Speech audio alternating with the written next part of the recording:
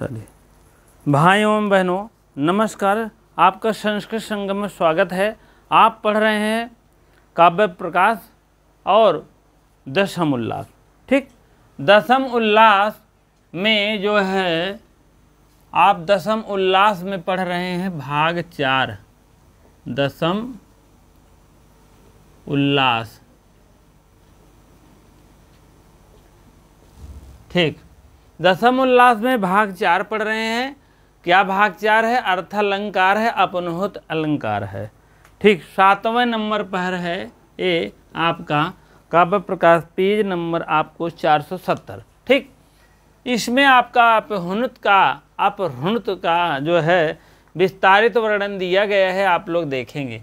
सूत्र संख्या 145, प्राकृतिक यन्नि निषिध्यात् साधते शह त्वप अपहृत। इसको पहले आप तोड़कर देख लीजिए। ठीक है, प्राकृतिक मीन होता है उपमेय, प्राकृतिक उपमेय, प्राकृतिक वस्तु का निषेध करके यन करेंगे, यन एव यान, यन तो यहाँ आपको हो जाएगा निषिध, निषिद्ध,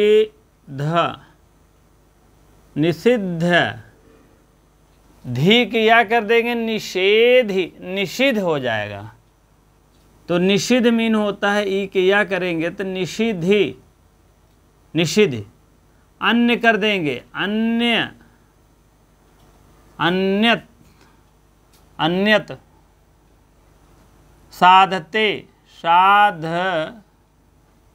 साधिधन, साध्यते कर दीजिए। ठीक है, ऐसे प्राकृतिक, प्रकृत यन, ई का ये हुआ है ना, आई ए हो जाएगा यहाँ पर। ठीक है, आधन ई मिला करके यहाँ एन हो जाएगा। ठीक है, आधन और न बच जाएगा। ठीक है, निषेध, निषिद्ध कर दीजिए। ई का या का ई हुआ है, यहाँ ई का या ए हो गया, आ और ई मिल करके ए हो गया, गुण संधि हो गया। ठीक है, अन्यत साध्यतः शाह मीन वह। अब यहाँ भी तोड़ना है तो आधा कर दीजिए, तो प आधा निकालेंगे तो आधा निकलेगा, अप नहीं तो करेंगे तो आपको यहाँ पर आपको ए से निकलेगा, तो अपहुनित। ठीक है, ऐसे आपको निकलेगा अपहुनित, तो अपहुनित। एन मीन जिसके द्वारा निषेध किया होगा, नित्य में साधते, तो उसी को अपहृत कहते हैं। ठीक है, अब आप इसको देख लीजिए, प्रकृत उपमेय, यहाँ प्रकृत क्या है? उपमेय है। और निषेध करके जो अन्य अर्थात उपमान, उपमान निषेध करके अन्य मीन, अन्य के अर्थ ले लीजिए यहाँ उपमान। ठीक है, यहाँ अन्य का अर्थ है उपमान, और सिद्ध किया जाता है, और वह अपहृत अलंकार कहलाता है। अब थोड़ा सा शॉर्ट कर देख ले, उपमेय का निषेध करके उपमान की स्थापना किए जाए अपहृत अलंकार होता है, उपमेय को निषेध करके। अब आपको थोड़ा सा देसी उदाहरण देख लीजिए, तब जाके समझ में आएगा। मान लीजिए ये उपमेय है, ये क्या है? उपमेय है, उपमेय है ना। इसी उपमेय को निषेध कर दीजिए, खत्म कर दीजिए एकदम, तब उपमान को यहाँ चढ़ा दीजिए, कह दीजिए यही सही है। अब थोड़ा उदाहरण के तौर पे है, ये आपका क्या है? ये क्या है बताओ? ये दांत है। क्या है? ये दांत है। कह रहे हैं ये दांत नहीं है, मोती है। दांत नहीं है, ये मोती है। इतने बड़े बड़े दांत होते हैं सबके, जान लीजिए। ये दांत नहीं है, मोती है। दांत क्या है? उपमेय है, यहाँ लिख दे रहे हैं। दांत क्या है? दांत, दंत रोग विशेषज्ञ। दांत क्या है? उपमेय है। उपमेय है। अब मोती क्या है? मोती उपमान है। उपमेय उपमान जानिए तभी समझ में आए भैया। उपमान है। ये कहा थे नहीं दांत न होय, ये दांत नहीं है, तब क्या है? मोती है। ये आपको हम दिखा रहे हैं दांतें तो है, लेकिन जो है दंतवा के क्या कर रहे हैं? उसको एकदम अपनुहित कर दे रहे हैं, छोड़ दे रहे हैं, त्याग दे रहे हैं, स्थापना दूसरा कर रहे हैं, सिद्ध कर रहे हैं। सिद्ध और अपना स्थापना क्या है? मोती। ठीक है, इतनी तो बात समझ में आ गया होगा। ये दांत नहीं है, मोती है। ये दांत जो बनाए हम, मान लीजिए हमारा ही दांत है, कहाँ तक चमकत बा, बहुत सही दांत, कहें दांतवत जैसे मोती चमकत बा, मोती के समान चमक रहा है, दूसरा समान हो जाएगा तब उपमा दिया जाता है। ठीक है, उपमेय उपमान पर। लेकिन यहाँ क्या कर रहे हैं? भेदारोप हो रहा है। ठीक है, तो यहाँ कह रहे हैं दांत नहीं है, ये दांत नहीं है, तब क्या है? मोती है। कोई चीज को अब देखो निषेध करके उपमान की स्थापना कर दी है। जब उपमान जो भी दूर रहता है वही होता है। दांत का आपके पास है, उपमेय है, जो दूर रहता है वही उपमान होता है। इसको भी जान, उपमेय और उपमान जो दूर रहता है मान सम्मान ज़्यादा होता है। जान लीजिए, नौकरी पर ऊपर दूर रह मान सम्मान ज़्यादा रहे। न प्राइमरी नौकरी घर में करबे तो एक पैसा गिनती न हो, जान ले। भले आप घर से ले खेती बाड़ी तक सवेरे सब्जी उगाई ले, फिर संझक जा मास्टर साहब मास्टर चाप चाप चाप चाप पान खाए के पचर पचर थूका संझल चलावा एक बोरा सब्जी लेके सस्ती वाला। हाँ, लेकिन वो क्या है? आपके लिए अहित है। आपकी सोच जो है ना वहीं एक गड़ही की तरह रह जाती है। जितने प्राइमरी, हम किसी का अपमान नहीं कर रहे हैं, जितने प्राइमरी टीचर हैं तो हमारे सालों भी ऐसा नहीं है, लेकिन हम किसी का अपमान नहीं कर रहे हैं। प्राथमिक टीचर जो होते हैं उनका हम देखें, उनकी दायरा जो है बहुत संकुचित होती है। जो अगर हमारे भाई बहन मित्रगण है तो बुरा मत मानिए, लेकिन उनकी दायरा जो है बहुत उनकी संकुचित होती है। जो टीजीटी के पे होते हैं, क्वालिफाइड होते हैं, पीजीटी होते हैं, हायर्स होते हैं, तो उनकी सोच जो है बहुत विस्तृत रहती है। वो शहर में रहेंगे, अपने बच्चों को अच्छे ढंग से शिक्षा देंगे, एक बिस्सा ज़मीन जरूर खरीदी हैं, 3 तल्लक घर जरूर बनवाई हैं, वो एक गुणत गणित लगाई हैं, 1 तल्लक नीचे वाला किराया पहुँच जाए, 10,000 वो आए साला, और उसके बाद हम 2 तल्ला में हम रहा, जान ले, एक तल्ला में आवा गवा आ जाए। ठीक है, तो ये क्या है? आपको जो है मैं बता रहा हूँ, उपमेय और उपमान की बातें हो रही है, छोड़िए। ठीक है, तो यहाँ आपका दांत नहीं है या मोती है। ठीक है, तो इसी प्रकार से आप लोग देखिएगा तो उदाहरण के तौर पे इसमें 2 भेद हो जाते हैं। आप लोग यहाँ पर पेज नंबर आप लोग देखते चलिए, नहीं तो कहीं पता नहीं कहाँ पढ़ा रहे। 470 पर तो आपका सूत्र है, उदाहरण है 145वां, और उसके बाद 4 से 71 पर आप जाएंगे। उनकी जो है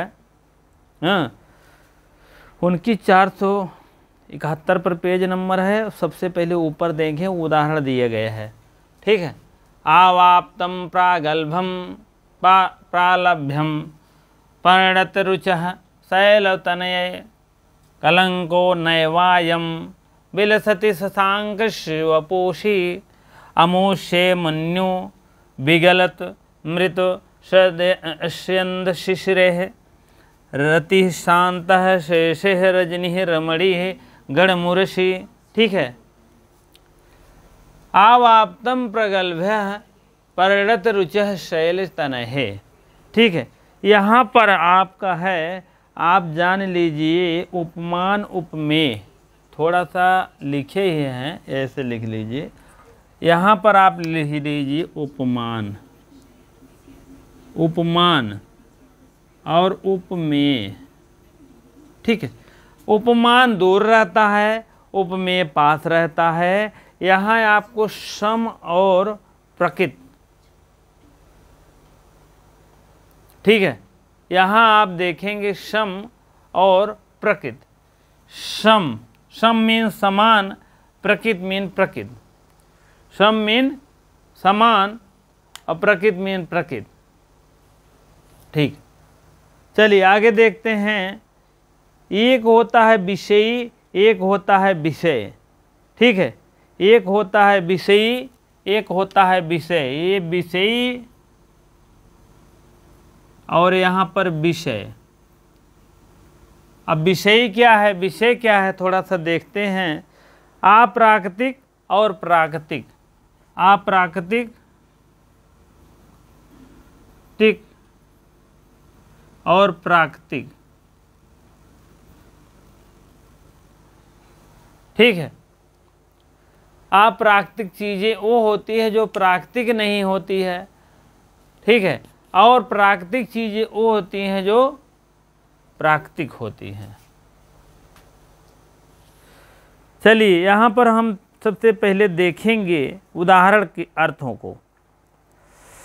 हे पार्वती शैलतनये परिपूर्ण परिणत रुचः चंद्रमा के शरीर अर्थात वक्षस्थल पर प्रगल्भता को प्राप्त अन्यत्र प्रौढ़ यह कलंक नहीं दिखलाई देता है, बल्कि ऐसा प्रतीत होता है कि मन ने किम इससे अमृत के प्रवाह के शीतल वक्षस्थल पर रति से प्रशांत हो करके हुई रति रमणी और निशांत की चंद्र पत्नी से सो रही है। ठीक है, अब आप समझ लीजिए, हे पार्वती शैल तनये, शैल तनये, यहाँ आप ले लीजिए शैल तनये कौन है, हे पार्वती। यहाँ पर आपका इसी को विस्मयाद प्रश्नवाचक क्वेश्चन है। ठीक, शैल तनये, शैल तनये जो पार्वती से संबोधित किए गए हैं। ठीक, पार्वती, हे पार्वती शैल तनये परिपूर्ण परिरुचः चंद्रमा के लिए है वक्षस्थल। परिपूर्ण जो है, परिपूर्ण परिणत रुचय जो है चंद्रमा, चंद्रमा। अब देखिए, आवाप्तम प्रगल्भम, आवाप्तम प्रगल्भम अति वक्षस्थल, इनके परिपूर्ण और इनके वक्षस्थल। ठीक है, कलंको मीन कलंक है, क्या है, प्रगल्भता को प्राप्त करना, और यह कलंक नहीं दिखाई देता है। यह कलंक को नावायम, नावायम मीन नहीं दिखाई देता है। कलंक यह नहीं दिखाई देता है। शशांकश मीन होता है, शशांक मीन होता है चंद्रमा। वपुष विलसति, यह जो है प्रगल्भता को जो है प्राप्त करके अत्यंत प्रगुण कलंक नहीं दिखाई देता है। प्रगल्भता को प्राप्त करके, प्रगल्भता को प्राप्त करके यह कलंक नहीं दिखाई दे रहा है। ठीक है, प्रगल्भता को प्राप्त करके जो है हमको इसमें कलंक नहीं दिखाई दे रहा है। कल की बल्कि ऐसा प्रतीत हो रहा है कि अमृत के प्रवाह में शीतल, अमृत बिगल अमृत के प्रवाह में, अत्यंत प्रवाह में क्या दिखाई दे रहा है, वक्षस्थल, अमृत के प्रवाह में वक्षस्थल पर रति के प्रशांत हो रही है, रति दिखाई दे रही है। ठीक है, रति, रात्रि रमणी निशांत और पत्नी सो रही है। रात्रि में, रजनी में, रात्रि में जो है रति शांता शेते गढ़मुरति। ठीक है, मुरश गढ़मुरत, रति में आनंददायक, श्रांता मीन पत्नी सो रही है, पत्नी शेते मीन सो रही है, सो रही है। ठीक इसी प्रकार से वर्णन हुआ है। यहाँ आप समझ लीजिए शैल तनय जो है पार्वती के लिए आया है, ये शैल तनय, और ये चंद्रमा के लिए आया है। वही कह रहे हैं, चंद्रमा को प्राप्त करके शैल तनय परिपूर्ण परिरुचय चंद्रमा के शरीर को, चंद्रमा के शरीर को प्राप्त करके और प्रगल्भता को प्राप्त होता है। प्रगल्भता को अप्राप्तम माने प्राप्त होता है, प्राप्त होता है, प्रगल्भता को प्राप्त होता है, ये अवाप्तः प्राप्त होता है। और क्या है, वक्षस्थल पर प्रगल्भता को प्राप्त होता है। यह कलंक नहीं दिखाई दे रहा है, यह कलंक नहीं दिखाई दे रहा है। तब क्या है, बल्कि ऐसा प्रतीत हो रहा है कि अमृत प्रवाह में शीतल वक्षस्थल, अमृत प्रवाह में अमुष्यम मन्यु मने ऐसा दिखाई दे रहा है, शिशिरे में चंद्रमा को अमृत दिखाई दे रहा है। प्रगल्भता नहीं, कलंक नहीं दिखाई दे रहा है, जैसे अमृत दिखाई दे रहा है। यह कलंकता को अमृत साबित कर रहे हैं। ठीक है। शैल तनय के वक्षस्थल पर चंद्रमा के अर्थात शरीर के वक्षस्थल पर अत्यंत पूर्ण कलंक नहीं दिखाई दे रहा है। कलंक आप मान चलिए, कलंक कहाँ है? यहाँ है। यहाँ आप उपमेय कर दीजिए, यहाँ उपमेय। कलंक क्या है? कलंक उपमेय है। और आपका प्रशांत हो रही है, वक्षस्थल पर रति से परिशांत हो रही है, परिशांत हो रही है, यहाँ उपमान हो जाएगा, उपमान। ठीक है, ऐसे ऐसे लिख लीजिएगा। और क्या है? अब प्राकृतिक से अप्राकृतिक तक। ठीक है, तो कलंक से आकलंक तक। कलंक ना एयम, कलंक ना एयम, ना यहाँ पर ना ए व धन आयम। ठीक है, इस टाइप हो जाएगा। आय और ए मिलकर आय होता है, और आ मिलकर के बड़ा होता है, आयम। ठीक है,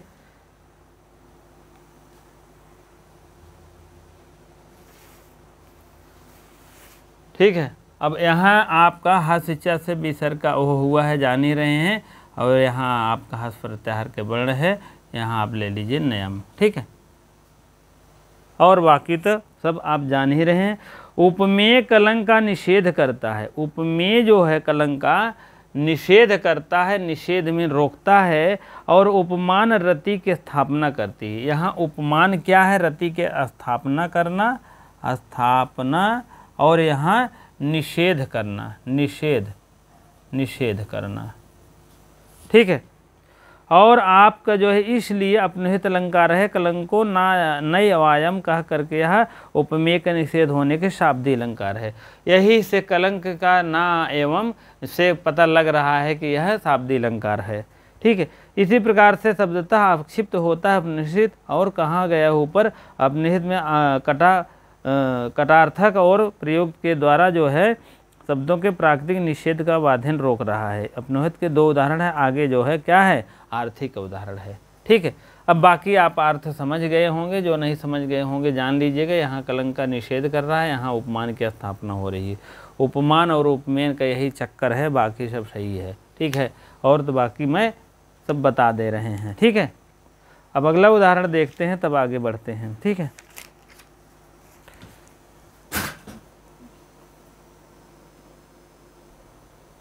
हाँ, अगला उदाहरण है आर्थी अपहनोति का। अगला उदाहरण है, देखेंगे,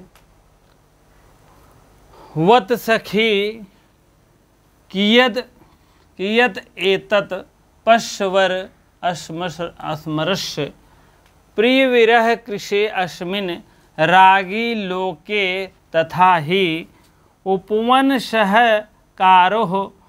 कारोद्भ दाश भृंग छलेन प्रतिबिशिख मनेन नो उटंकित कालकूटम। कालकूटम माने विष होता है। ठीक है, रागी मीन होता है प्रेमी। रागी मीन होता है प्रेमी। यहाँ भी रागी है प्रेमी, और यहाँ भी रागी है प्रेमी। ठीक है, वत सखी, हे सखी, हे सखी देखो, क्या देखो? किय। यहाँ पर किय करेंगे, कियत, आ और ई मिल करके हो जाएगा, इतत नहीं होगा, दा अलग कर दीजिए, कियद, और एतत कर दीजिए। ठीक है, पश्मीन देखो, वरह अस्मरस्य, अस्मरस्य मीन याद होता है। प्रिय विरह कृशो अस्मिन, यहाँ पूर्व रूप से संधि है, देख लीजिएगा, और अस्मिन यहाँ हो जाएगा अस्मिन।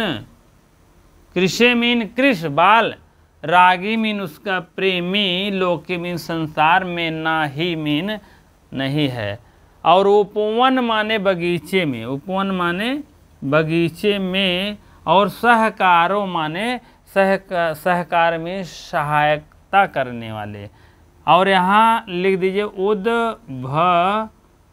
उद्भासी, भासी, उद्भासी, और यहाँ भृंग, भृंग हो जाएगा, भृंगच्छलेन, भृंगच्छलेन, छलेन मीन छल से, छलेन मीन छल से, प्रतिविष, विषम, प्रतिविष, विष, खम, खमनेनो, उटंकित, उटंकित, उटंकित, खल, यहाँ विषि, बीस, प्रतिविशिख, शिखम, शिखम, और शिखमन, मन, मन, इनह, इनह था, और यहाँ आ और ओ हो जाएगा इनह, ठीक, आ और ई मिल करके ए हो जाएगा, यहाँ हलंत हो जाएगा, ठीक है। इसी प्रकार से, नहीं तो एना भी कर सकते हो, यहाँ एना भी संधि न करिए, यहाँ एना आप कर सकते हो। प्रति विशिखमन, शिखमन जिसको कहते हैं, और कालकूटम मीन जान ही रहे हो। अब इसको देख लीजिए, हे सखी देखो प्रिय के विरह में दुबले राग हो गया है, प्रीत के राग विरह में दुबले हुए रागी माने उस प्रेमी के लोग के प्रति कामदेव के यह कितना बैर भाव है। यह बगीचे में आम के बोरों पर बैठी हुई शोभित भौरों के बहाने अपने बाण पर कालकूट विष लगा दिया है, कालकूट विष लगा। उपवन सहकारोद भद्रभृंगच छलेन, छलेन माने छल से विष लगा दिया है, छल मीन छल से। बगीचे में जो आम का बौरा रहा है, जैसे वो पे विष क्यों लगाए दे है, कहे के मतलब। वत सखी कृत एदम मीन देखो, पश मीन देखो, वर्रह स्मर्श मीन याद आ रहा है, प्रिय विरह मीन होता है उसका प्रेमी, प्रेमी की याद ऐसा आ रहा है। कृषि अश्विन रागी लोके ही उपवन सहकार, उपवन मीन बगीचे में जैसे जो है बौर लगा है, अस्मिन लोके, अस्मिन धन लोके, अस्मिन लोके, तो भौरों पर बैठे हुई शोभित भौरें अपने बाण पर, अपने बाण पर कालकूट लगा दिया है, विष लगा दिया है, ठीक है। सहकारों में उसके साथ में रहने वाले। और उद्भास भृंग छलेन, भृंग मीन होता है भौरा, भौरा जो है, भौरा क्या लगा दिया है, जैसे कालकूट लगा दिया है, ठीक है। राग लोके स्मरश मीन जैसे याद आ रहा है कि इतना दुबले पतले हो गए हैं, जैसे कोई प्रेमी ने, कोई भौरा जो है अपने बाण के कालकूट लगा दिया है। फिर देखो, ए सखी देखो प्रिय के विरह में इतना दुर्लभ हो गई हैं कि उसके प्रति कामदेव यह कितना वैर भाव है। कामदेव का मतलब जान रहे हैं, दो होता है, एक कामदेव और दूसरा कामदेव, एक होता है बाण, ठीक है। कामदेव बाण चला रहा है, उसी प्रकार से इधर कामदेव भी वैर भाव है। बगीचे में आम के बोरों पर बैठे हुई शोभित भौरों के बहाने, भौरा के बहाने जाकर के बैठे हैं आराम से, और भौरा जो है अपने बाण पर कालकूट विष लगा दिया है, ठीक है। ये है आपका आर्थी अपनुत है। आर्थी माने अर्थों के माध्यम से आप जानेंगे अपहुनुत, अपनुति, ठीक है। इसी प्रकार से आप लोग इसको पढ़ लीजिएगा, देख लीजिएगा, ठीक है। अब आपका आ गया है श्लेष अलंकार। श्लेष अलंकार ले चलेंगे आपको हम। तीसरा एक उदाहरण और है क्या यार, यही 2 जानिए, तीसरा भी एक उदाहरण और है। तीसरा भी ऐसी टाइप में उदाहरण है। देखिए इसी प्रकार से परिमाणार्थक और शब्दों के प्रयोग से आर्थिक पुनर्थ का एक उदाहरण और है। 2 उदाहरण है, इसको आप लोग पढ़ लीजिएगा, बहुत ज़्यादा इम्पोर्टेंट भी नहीं है, शाब्दिक एक उदाहरण हो ही गया है, ठीक है। नहीं तो कहिए तो बता दें। और इसमें मृगनयनी का तालाब रूप विस्तृण किए गए और इसमें आंगमंग रूप है और इसमें गम शिखा सूचित किया, ठीक है।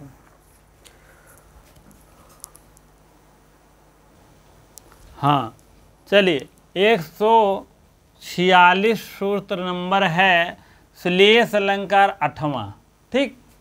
अब इसका डिफिनीशन है, परिभाषा है श्लेषः सह वाक्ये एकस्मिन् यत्र अनेकार्थता भवेत्।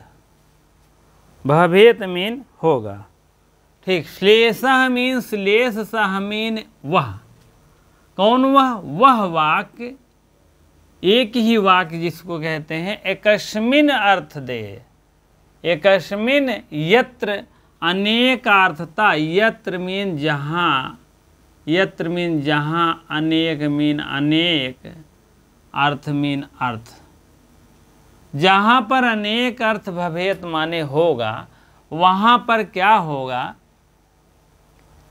वहाँ पर क्या होगा, अनेक अर्थ होगा, वहाँ श्लेष अलंकार होगा।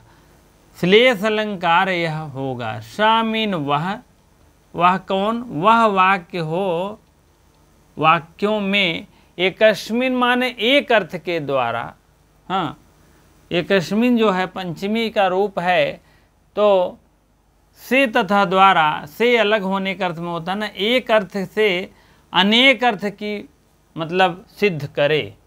एक ही वाक्य में, एक ही वाक्य में वाक्य एक होना चाहिए और अर्थ जो है अनेक होना चाहिए, ये बात है। अनेक का मतलब 2 तो होना ही चाहिए पक्का, उसके बाद चाहे हो या ना हो, ठीक है। चलिए उदाहरण हम देखते हैं। अभी श्लेष अलंकार हम बहुत पहले ही पढ़ाए थे, वक्रोक्त, उसके बाद श्लेष शब्दा में पढ़ाए थे, लेकिन अर्था के अनुसार होता है, वहाँ अर्थों को तोड़ रहा था, शब्दों को तोड़ रहा था, आप देखे होंगे। तो वही अर्थालंकार में भी यह श्लेष पाया जा रहा है, ठीक है। आप नहीं तो आप शब्दालंकार के वीडियो को अच्छी तरीके से देख लीजिए, कैसे कैसे मैं पढ़ाया हूँ, कैसे कैसे शब्दा के अनुसार, अर्था के अनुसार, ठीक, बहुत बढ़िया बताया गया है, ठीक है। उदयम, उदय, उदयमते, उदयमते दिंग मालिन्यम, दिंग दिंग आलिंगन, आलिंग्यम, दिंग आलिंग्यम, ठीक है। आलिंग्यम, नीर कुरु, कुरुत, एतराम, एतराम कर दीजिए, एतराम, ठीक है। कुरु और निरा, निर, ठीक है। उदयम, उदय, उदय, उदयम कर दीजिए, उदयम और उदयम, उदयम मय कर दीजिए, उदय धन मय धन अते, एते अत, ठीक है। इस टाइप कर दीजिए। नयति निधनम निद्राम मुद्राम प्रवैरयति क्रिया रच इति रच रचय तिराम स्वैरः चारः प्रवर्तनम कर्तनम बत बत लस तेजः पुंजो विभाति विभाकरः, ठीक है। अब इसमें 2 अर्थ दे रहे हैं, देख लीजिए। सबसे पहले यह देख लीजिए, यह लिंग दिंग मालिन्यम निकराम, इसमें दो अर्थ दे रहे हैं। एक अंधकार है, अंधकार, और इसमें दूसरा है पापाचरण। पापाचरण, पापाचरण क्या है? राजा के अर्थ में दे रहा है, राजा के अर्थ में। ठीक है, राजा के अर्थ में दे रहा है, दो अर्थ दे रहा है, जान लीजिए। विभाकरा यहाँ देख लीजिए, विभाकरा मीन दो अर्थ दे रहा है, यहाँ शौर्य और यहाँ विभाकरा राजा, राजा। ठीक है, दो अर्थ दे रहा है। थोड़ा सा अब उदयम यते दिंगम आलिंगम निराह कुरुत इतराम नयत निधनम निद्राम मुद्राम प्रवर्तयत क्रिया, क्रिया माने क्रिया करती है। रचयति तराम स्वैरह चाराम प्रवर्तनम कर्तनम बत बत लक्ष्य तेषम पुंजो विभात विभाकरा। इसका अर्थ नहीं पूछा, लेकिन यह है कि उदाहरण को ज्ञान कर लीजिए कि यह श्लेष अलंकार का उदाहरण है। ठीक, एक लाइन दे देंगे कौन सा अलंकार है, तब वही आपको जानना पड़ेगा। ठीक, देदीप्यमान तेज समूह से युक्त विभाकर। देदीप्यमान जो है, यह विभाकर जो है, यह सूर्य जो है, यह देदीप्यमान तेज युक्त है। क्या है? तेज युक्त है, ये तेज से युक्त है। कौन है? विभाकरा। ठीक है, तेज समूह से युक्त है और तेज पुंजों से युक्त है विभाकरा। और इसी प्रकार से इसमें देख लीजिए राजा विभाकरा है। राजा क्या है? यह राजा विभाकरा है और सूर्य के समान है। ये राजा जो है सूर्य के समान है। ठीक है, शोभित हो रहे हैं और वह सूर्य के समान ही उदय हो रहे हैं। उदय का मतलब यह उदय हो रहे हैं। यह जो है उदय जो है, कैसे सूर्य भी हो रहा है इधर और इधर राजा भी हो रहे हैं। राजा लग रहे हैं, सूर्य जैसे उदयमान हो रहे हैं। ठीक, सूर्य जैसे उदयता है, प्रकाश होता है, वैसे राजा जब चलते हैं तो प्रकाशमय हो रहे हैं। ठीक है, उदयमान हो रहा है और सूर्य के पक्ष में अंधकार सूर्य के समान है। वृद्धि को प्राप्त करना, दिशाओं में मलिनता, मालिन्यम, मालिंगम नहीं, आलिंगम नहीं है, मालिन्यम है। ये दिशाओं में, दिंग माने दिशा, दिशम, मालिन्यम में अंधकार छा रहा है। मालिन्यम में होता है दिशाओं की मलिनता, सूर्य पक्ष को अंधकार। अब आप समझ लीजिए दिशाओं में चारों तरफ जैसे अंधकार है, जब राजा सूर्य निकलता है तो अंधकार दूर हो जाता है। उसी प्रकार से यह राजा निकल रहा है तो अंधकारमय होता चला जा रहा है। ठीक, जहाँ जहाँ सूर्य उदय हो रहा है, अंधकार कौन कौन दूर करता है? दोनों लिख लीजिए, सूर्य भी और राजा भी। ठीक है, दोनों अंधकार दूर करते हैं, जान लीजिए। दिंग माने दिशाओं का अंधकार कौन कौन दूर करते हैं? राजा और सूर्य दोनों भी। चलिए अगला तरफ चलते हैं हम। सूर्य पक्ष में, अंधकार पक्ष में पापाचरण हो गया, विनष्ट करता है। सोने की अवस्था निरुत्साहता नाश करता है। सोने की अवस्था क्या करता है? निद्राम मुद्राम, निद्राम सोने की अवस्था क्या करता है? प्रवर्तयति, सोने की अवस्था जो होती है नाश कर देता है। निद्राम जो है सूर्य भी, और सूर्यास्त होता है तब भी एकदम सो जाता है, राजा भी सो जाता है, जान लीजिए। सूर्यास्त होता है, जान लीजिए अंधकार फैल जाता है, और राजा भी सो जाता है तो वो भी अंधकार फैला जाता है। ठीक है, निधनम। और आप देखिए करता है राजा के पक्ष में गमनायाद और सूर्य के पक्ष में संधोप। वही बात है, गमनायद राधा कुछ में चला गया है, सूर्य संध्योपासना है। संध्योपासना मतलब संध्या का समय हो जाता है, सूर्य चला जाता है। वैसे गमनादि, अगर राजा आया है, गमनादि हो गया है, चला गया है, तो वो भी वह प्रवर्तित क्रिया माने उनकी क्रियाएं भी हैं, सूर्य की भी है और राजा की भी है, जान लीजिए। दोनों क्रिया है। क्या क्रिया है?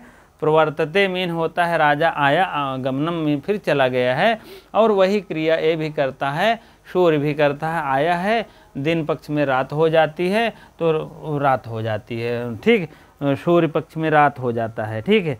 अब रात कैसे होता है, संध्योपासना दी रूपम, ठीक है।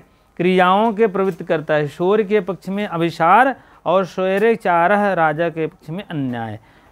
सूर्य पक्ष में अभिसार, अभिसार देखिए कहाँ है, अभिसार राजा के पक्ष में है, आचारह है और अभिसार है। सूर्य पक्ष में राजा, अभिसार और स्वैरे चारा, स्वैरे चारा ये है, ठीक है। तो यहाँ आप तोड़ेंगे अभिसार हो जाएगा, ठीक है। सूर्य पक्ष में भी इसमें है और राजा के पक्ष में अन्याय और सूर्य पक्ष में अभिसार। यहाँ अभिसार, अभिसार अर्थ लेंगे अभिसार तो सूर्य पक्ष में होगा, राजा के पक्ष में, राजा के पक्ष में अन्याय, अन्याय देते हैं, ठीक। राजा अन्याय देते हैं, सूर्य क्या है, अभिसार देता है। चलिए, पापाचरण में उच्छृंखल आचार्य के प्रवृत्ति में उच्छेद, उच्छेद, उच्छेद है और कर्तन करता है, उच्छेद कर्तन करता है। और उसके बाद आप लोग देखेंगे और इस पर देवीप्यमान और समूह के रूप में विभूषित विभाकर राजा, समूह के रूप में देवीप्यमान कर रहा है, दिव्यमान हो रहा है राजा भी और सूर्य भी, दोनों को, राजा और विभाकर सूर्य के समान शोभित हो रहा है, ठीक है। विभूषित विभाकरा, विभूषित विभाकरा, विभास माने लग रहा है, सूर्य भी और राजा भी, यहाँ भी ऐसे कर देंगे, हाँ। प्रवर्तन कर्तन आवाज कर रहा है राजा भी सूर्य भी, ठीक है। उसी प्रकार से आप लोग देख लेंगे, शोभित प्रसन्न वाली बत है, बत है, प्रसन्न वाली यह बत है, बात है, बात है का मतलब बत है, बत लिखे हैं, यहाँ बात लिख दो, बात है। कैसे, प्रसन्न वाली बात है सूर्य की भी और राजा के प्रति में दोनों। यहाँ अभिधा का अर्थ नियंत्रण न होने पर विभाकर सूर्य का जो है अर्थ दोनों वाच्य है, ठीक है। इसी प्रकार से आप लोग देख लीजिएगा, उसके बाद आपको समझ में आ गया होगा, ठीक है। अब यहाँ उदयत माने उदय हो रहा है, राजा भी सूर्य भी, यहाँ भी ऐसे ऐसे आप अंधकार छा रहा है, राजा के पंपाचरण कर रहा है, निधनम है, निधनम है, नैत मीन जा रहा है, निद्रा को जा रहा है, कौन जा रहा है, सूर्य भी जा रहा है, राजा प्रवर्तित मीन यह क्रिया कर रहा है। रचयिता माने रचित कर रहा है, क्या रचित कर रहा है, सूर्य अभिसार रचित कर रहा है, राजा अन्याय रचित कर रहा है। प्रवर्त कर्तन कर रहा है, कर्तन ध्वनि कर रही है धीरे धीरे। और लग तेजम माने इनका तेज है, सूर्य का भी तेज होता है और राजा का भी तेज होता है। पुंज विभात मीन हो रहा है, विभाकर मीन सूर्य का भी पक्ष में और राजा के पक्ष में। इसी प्रकार से आप लोग समझ लीजिए, श्रेयस अलंकार है भैया, बड़ी कठिन होती है क्योंकि दो दो अर्थ देता है, दिमाग घूम जाता है। जान लीजिए, दो दो अर्थ बताए हूँ, ऐसे आप बुक में लिख लीजिएगा। और पहली बात तो यही, उदाहरण याद कर लीजिएगा। कभी कभी आ सकता है दिंक मालिन्यम क्या है, यह दिशा और अंधकार के राजा के पक्ष में, सूर्य के दोनों पक्ष में आप बता दीजिएगा, ठीक है। इसी प्रकार से आप लोग देखिएगा।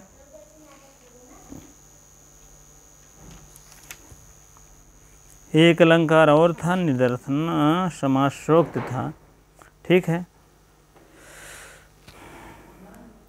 ठीक है। थोड़ा सा और आगे देखते हैं समासोक्त अलंकार। हाँ, अब अर्धालंकार का यह समासोक्त अलंकार आगे 9वां है, आप देखेंगे पेज नंबर 474 पर, ठीक। चलिए, अब ये समासोक्त अलंकार क्या कहता है, सूत्र नंबर 147 पर, परोक्ति भेद ही श्लिष्ट समासोक्त। इसको थोड़ा शुद्ध रूप में देख लीजिए, जैसे परह धन उक्ति, परह धन उक्तिर उक्ति हो जाएगा।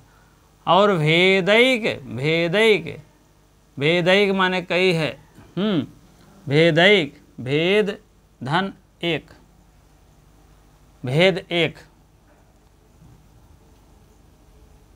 आय और ए मिलकर आय हो जाता है, ठीक है। इसमें आप नहीं, भेदक, भेद धन इक, इक होगा, नहीं, भेदकही है ना, तो भेदक भेदकई, तो इसी प्रकार से श्लिष्ट समास धन उक्ति हो जाएगा यहाँ। ठीक, भेदका हो जाएगा यहाँ, भेदकई ही नहीं होगा, कई भेद होंगे, इसीलिए द्विवचनांश से ज़्यादा है इसलिए। परह उक्ति माने परह मीन पहले ही, उक्ति मीन कहा गया है, भेद कई भेदों में पहले बताया गया कि श्लिष्ट मीन होता है चिपकना, श्लेष अलंकार के पहले भी भेद कई बताए गए, वही बात है। श्लेष युक्त भेद अर्थात विशेषणों द्वारा, पर मीन बाद, अर्थात आप प्रकृत के व्यवहार का कथन जो है समास सेन संक्षेपण उक्ति दो अर्थों में होने के कारण समासोक्ति अलंकार कहलाता है। दो अर्थों में दिया जाता है, ठीक है, दो अर्थों में दिया जाता है। कौन से दो अर्थ है? ठीक है, यही बात यहाँ भी है। श्लेष युक्त भेद विशेषणों द्वारा, श्लेष युक्त विशेषणों द्वारा अर्थात आपरिक व्यवहार के द्वारा, समासेन संक्षेपण में संक्षिप्त के द्वारा, दो अर्थों का संक्षेपण होने के कारण समासोक्त अलंकार कहलाता है। प्रस्तुत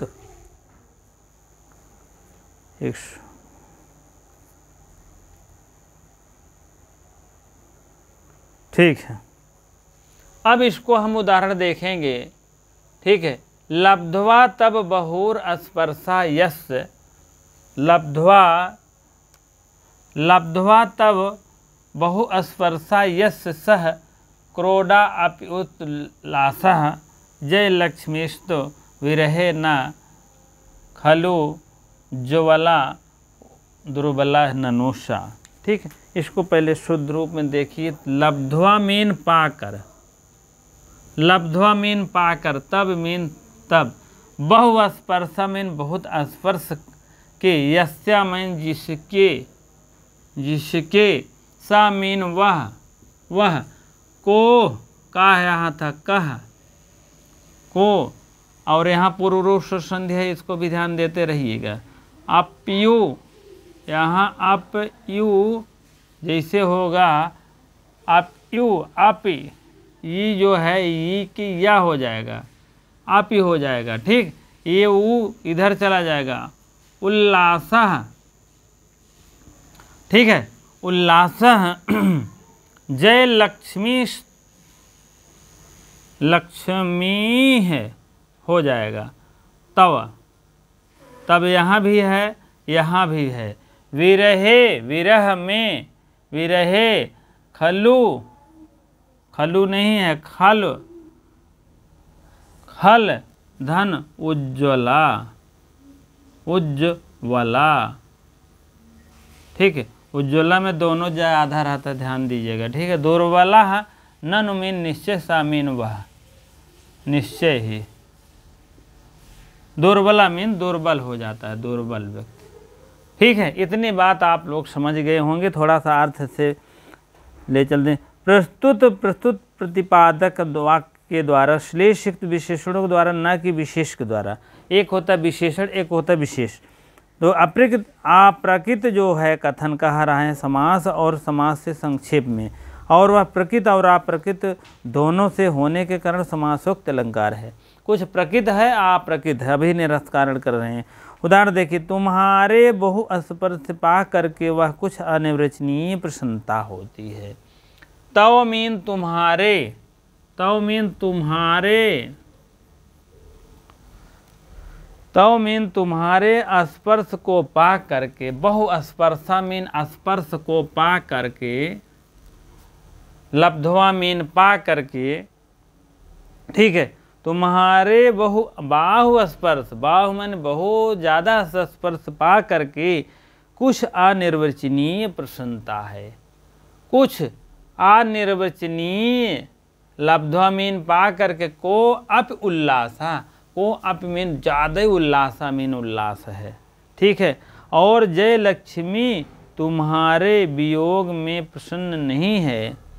जय लक्ष्मी, तव मीन तुम्हारे, यहाँ भी तव मीन तुम्हारे हो जाएगा, तुम्हारे। विरह मीन वियोग में, वियोग में, ना खल माने नहीं, नहीं, खल मीन निश्चय है, उज्ज्वलवा दुर्बला, उज्ज्वला मीन प्रसन्न नहीं है, तब क्या है दुर्बल, और तुम्हारे वियोग में प्रसन्न नहीं है, निश्चय ही दुर्बल हो गई हैं। ये प्रसन्न नहीं है, प्रसन्न नहीं है, और दो निश्चय ही, यह देखिए खल मीन निश्चय ही, निश्चय ही ये क्या हो गई हैं, दुर्बल हो गई हैं। ठीक है, पहले अर्थ में आप लोग देख लिए हैं, दूसरे अर्थ में देखो, यह निर्विशेष वाचक है, लक्ष्मी शब्द आप प्रकृत हैं। लक्ष्मी कहाँ है, लक्ष्मी शब्द जो है ये आप प्रकृत हैं, आप प्रकृत, ठीक है, आप प्रकृत हैं, और लक्ष्मी शब्द आप प्रकृत। कांता अर्थ रूप वाचक नहीं है, कांता मीन पत्नी जो है, यहाँ अर्थ रूप वाचक नहीं है कांता, ठीक है। और उसके बाद यह अपिश्लेष युग विशेषण द्वारा जय लक्ष्मी शब्द नायिका का बोध होता है। जय लक्ष्मी जो है यह दूसरे अर्थ में अप्रकृत, एक बार दूसरे अर्थ में नायिका का भी बोध हो रहा है यहाँ पर, ठीक है। इसी प्रकार से दोनों अर्थ दे रहा है, दो दो अर्थ दे रहा है। इसी प्रकार अब देखो, लब्धवा मीन पाकर, तुम्हारे स्पर्श पा करके बहुउल्लास, बहुत उल्लास हो रहा है। जय लक्ष्मी तुम्हारे वियोग में यह दुर्बल होती जा रही है, इस टाइप न है, पहला अर्थ है। अब दूसरे अर्थ में देखेंगे जो है अप्रकृत, यह नायिका जो है, अभी तो लक्ष्मी के विषय में बात हो रही है, अब नायिका के बात हो रहा है। नायक के विरुद्ध तुम्हारे हाथों का स्पर्श देख करके बहुत उल्लास हो रहा है, बहुत हर्षो उल्लास हो रहा है, बहुत अच्छा स्पर्श लग रहा है, ठीक है। और यह जो है यह नायिका कर रही लक्ष्मी, और इस विरह में, इस वियोग में निश्चय ही दुख का प्रतीक हो रहा है। इसी अवस्था में मैं दुर्बल होती जा रही हूँ। दो दो अर्थ दे रहा है, एक लक्ष्मी के विषय में है और एक नायिका के विषय में है, ठीक है। ये रूपक अलंकार होता है, अप्रकृत विशेष का आरोप होता है, विशेष पर आरोप होता है। एक होता है विशेषण, एक होता है विशेष, विशेष पर आरोप हो रहा है। और समासोक्त व्यवहार के कारण अप्रकृत व्यवहार आरोप हो रहा है, और समासोक्त का रूपक का भेद है। और यश ऋणांतर पुरे इत्यादि उदाहरण ऐसा प्रदर्शित है, ठीक है। इसी प्रकार से आप लोग देख लीजिएगा, यहाँ पर अप्रकृत व्यवहार में जो है अप्रकृत विशेष जो है क्या है, यहाँ पर विशेष है और विशेषण है, ठीक है। इसी प्रकार विशेषण और विशेषण, जैसे बहुस्पर्श, स्पर्श अच्छा लग रहा तो क्या है, विशेषण है। विशेषण जितने विशेषण है, हाँ, पाकर लब्धवा, पाकर तुम्हारा स्पर्श, और इधर क्या है दुर्बल, वियोग, ये सब क्या है, विशेषण है, विशेषण है, ठीक। विशेष क्या है, ये लक्ष्मी है, विशेष है, विशेष, विशेष, विशेष की विशेषण अच्छी लगती है, खराब हो अच्छा खराब हो, सब विशेषण विशेष का ही होता है। इसी लक्ष्मी मीन होता है अप्रकृत, एक लक्ष्मी है और इधर एक नायिका है, ठीक है। इसी का विशेषण है, विरह लग रही है, दुर्बला हो गई है, ये सब आपका विशेषण है, विशेषण है, जान लीजिएगा, ठीक है। ये सब विशेषण है, वियोग ये सब आपका विशेषण है, विशेषण है, ठीक है। बहुस्पर्शा, स्पर्श भी आपका विशेषण है, ठीक। ये सब विशेषण लिख लीजिए, उज्ज्वला, ठीक है। ये तीन चार चीज़ विशेषण है और बाकी ये विशेष है, ठीक है। इसमें तो और बातें नहीं है। अप्रकृत कांता वाचक नहीं है, ठीक है, अप्रकृत है, ये प्रकृत नहीं है, अप्रकृत है, और ये क्या है, प्रकृत है, ठीक है। इसी प्रकार से लगभग इसमें तो हम बता दिए हैं सब, और आप लोग जान गए होंगे, और बाकी तो इसमें कुछ नहीं है। अगला आपका अलंकार है निदर्शना अलंकार है, कहाँ राजा भोज कहाँ गंगू तेली, ठीक है। चलिए इसको अगले टर्न पर हम देखेंगे, उसी प्रकार से आप लोग देख लीजिए।